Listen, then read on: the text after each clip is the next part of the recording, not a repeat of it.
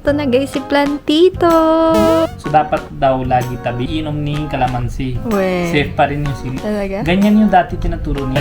Ito dumating na kasi yung loam soil. Akyat yung lupa pag nahangin. Yung flavor mo sabi ginagawa. Cardenero starter. Yung puti-puti na yun. Ito, bay leaf daw yan.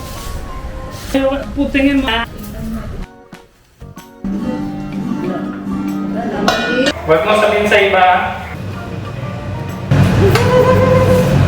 Not my mistake. We do mistake. It's so funny. Alexa? Oo. Ibig sabihin pangit yung boses ko? Kala.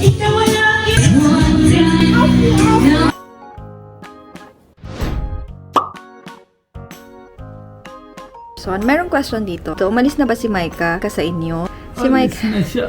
is one call away lang naman si Micah pagka kailangan. 'Di ba na ano yun na nung last year, bago kami mag-India, wala na si Micah noon kasi 'di ba kailangan niya alagaan yung dalawa niyang anak. Tapos ang recommend niya yung isang kapatid niya. Kamukha din niya may tattoo. Tapos ang nangyari, yung sister niya, meron din siyang pamangkin na alagaan. Yung mama ng mga bata ay nasa abroad. Yung dalawang pamangkin niya na yun, siya nag-aalaga, tapos iniwan niya lang doon para mag-work siya. Tapos ang nangyari, nagkasakit yung bata. Tapos walang mag-aalaga sa kanila. So kailangan niyang bumalik ulit. So ang nangyari, bago kami nag-India, si RC lang. Tapos takot si RC may multo daw. Sinong naniniwala sa multo? Ako kasi talaga ako naniniwala. Tapos nung nasa India kami, gusto ni Micah bumalik. Kaso hindi na namin inano kasi bakit ako nag-explain dito? Basta, okay naman si Micah, masipag naman si Mike. Ayoko nagsasalita dito ng ikakasama niya na, alam mo yun, okay naman siya. Tapos baka tatanungin niyo ulit, bakit si nanay hindi nyo na makita in few days. Diba sabi ko, temporary lang. Gusto din magstay ni nanay dito ng mas matagal sana. Kaso, may nakausap na nga. Ang nag-recommend kay nanay, Imelda, ay si Ate Marites. Si Ate Marites, hindi siya pwedeng matagal pang matagalan din. So, rin-recommend niya si Nanay Imelda. Tapos, si Nanay Imelda gusto niyang mag-video okay. Kaso, wala kaming mic. Pinapabili ko si Baljin, hindi pa siya nakakabili. Hindi man lang namin maririnig ang Bago matulog, boses. gusto mo lang away. Kung saan na to napunta. Okay naman din si Nanay Imelda. Yun nga lang, may bisyo siya. May bisyo. Parang si Mike. So, ito na guys, si Plantito. Siyempre, kailangan ako bili. Hindi na sila gift sa akin eh. Dati I have knowledge. Tubig. Kasi yung grandfather, may plants na, kunwari, yung sili. Hindi siya inom na madami tubig. Ang Papatay siya. sili? Ayaw niyang maraming water? Yes. Gusto niya medyo tuyo.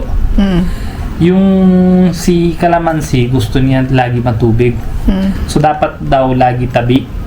Para if ever sobrang mo yung tubig, iinom ni kalamansi. We. Safe pa rin yung sili. Talaga? Ganyan yung dati tinuturo niya. Ito plant, ito yung mango and banana. They are best friend.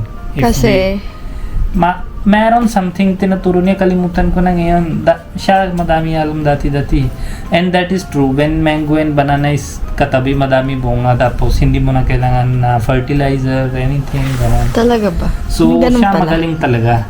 Yung things I forget parang complete wash of ilang years na yun. So, I need to recall these things. For that, I will settle in farm. Ayaw mo sa amin? Ano sa amin? Doon? Oo. Bundok? Oo, di ba Walang gusto mo problema sa bundok? bundok. Oh. The problem is when you want to go to Manila, it takes 14 hours. Unless may Sa helicopter India ka, nga eh. alis go ka, pwede Sa ka India nga magbilisan. daw, mas malayo pa yung India. Totoo naman. Sige nga. Basa ko comment, I remember. Sabi niya, Malayo nga. what do you mean it's layo? Sa India nga. More than India? That's different thing.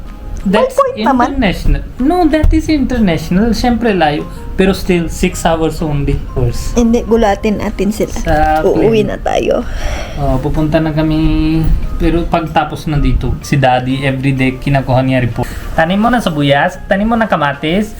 Yung guwawa ko, kamusta yung sili? Meron na. Sabi ko, hinga ka muna. Slowly, hindi ako ganyan masipag na 24 hours ko tulad sa'yo doon. I just 1 hour lang in morning or evening. Hapon. Ninuluto ni Arce yung pagkain namin.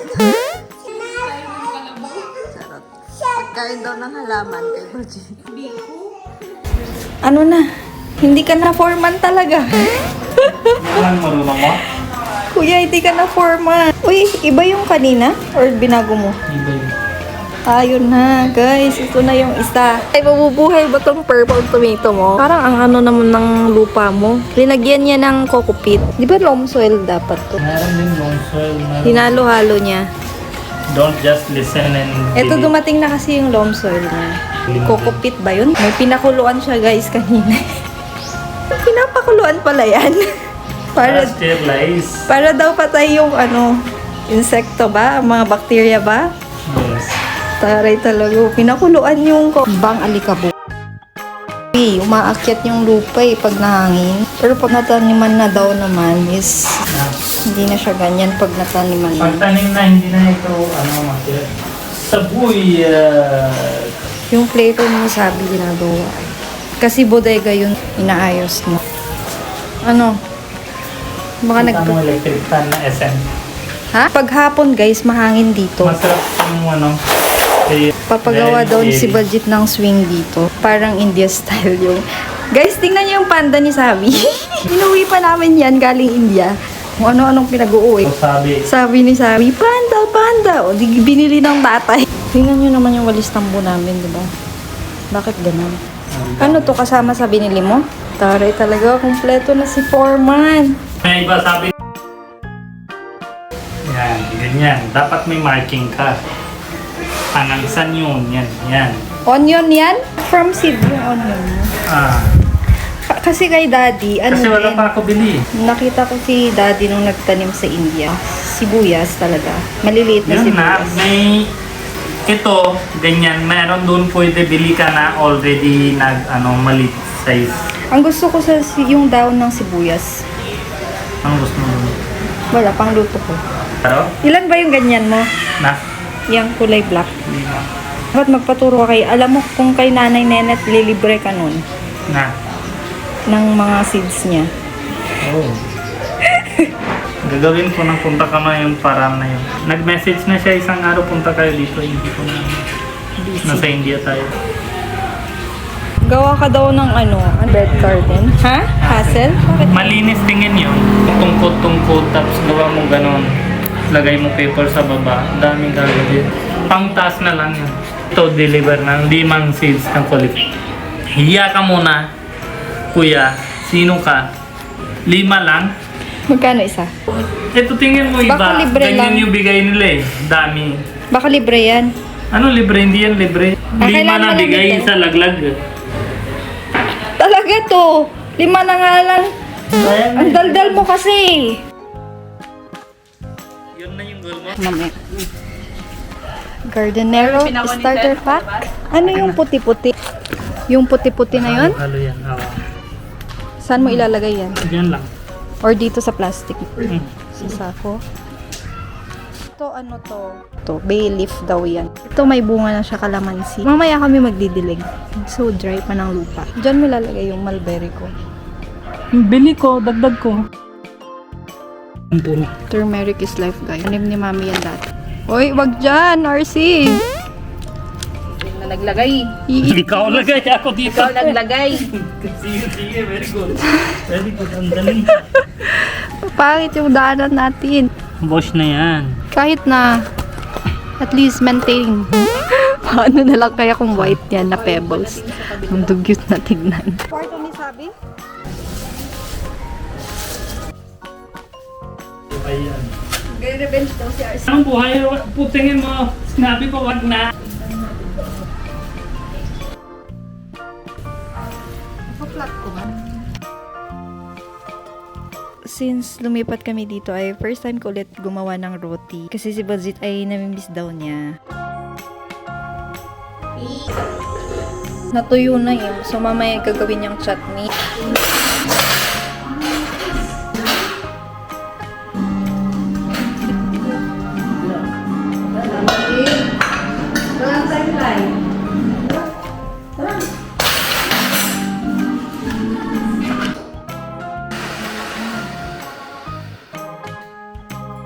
Oo. Huwag mo sabihin sa iba. Init na dito, dapat hindi na sabihin. Kasi!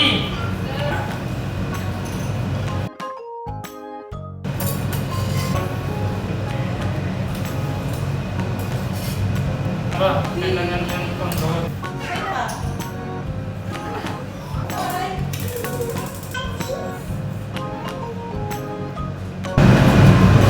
Weird. Weird. Hindi niya kaya. Parang may... Sure.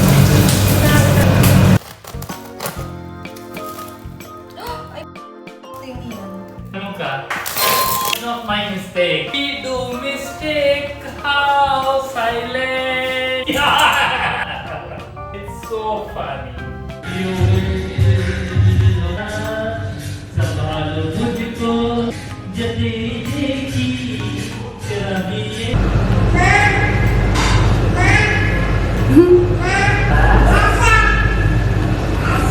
Alexa?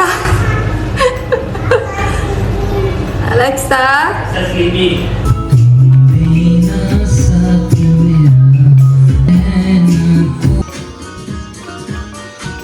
Luha daw. Type mo luha. Ini short para masarap. Bawal yung... Bili ko na mixer, hindi maganda ito. Oo.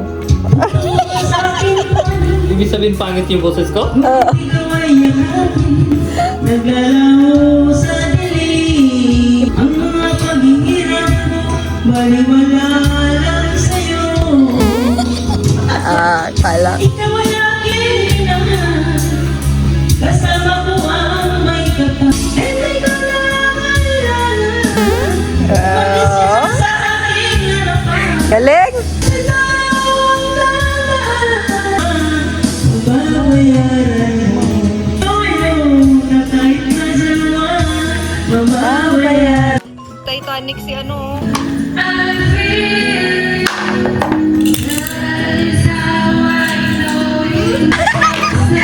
Ilalaban mo yung Punjabi mo.